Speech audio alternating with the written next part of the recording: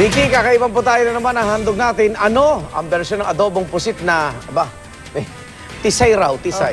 Live yang ihahain sa atin maya-maya lang. Pero bago yan, alamin muna natin kung paano yan niluluto. Kasama pa rin po si Mikel Diaz. Alam nyo, hindi ko makakalimutan ang adobong pusit. Sa sarsa pa lang na itim, makikilala ko na siya agad-agad. Pero may bago tayong kakainin ngayon.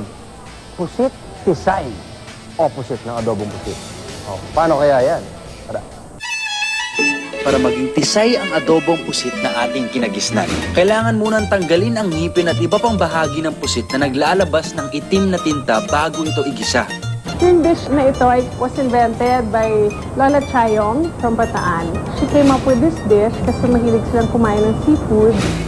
Isang pusit sa mga seafood na kinahiligan ng may bakay na si Rosario Banzon de Gala o mas kilala sa tawag na Lola Chayong. Pero dahil ayaw niya ang maitim na kulay ng pusit, inadobo niya ito na walang tinta. Mula noon, tinawag ito na pusit tisay ng kanyang mga kaibigan dahil na rin sa pagiging tisay niya. Ito, ang sombrero ng pusit.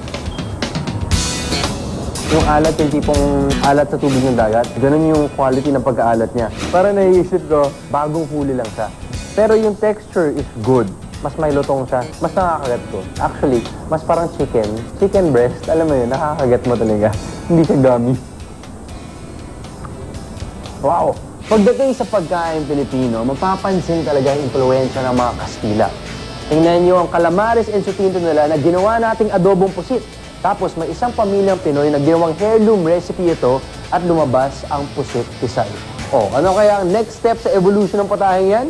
Ako po si Mikel Diaz, this is Midnight Express. Kain lang ng kain.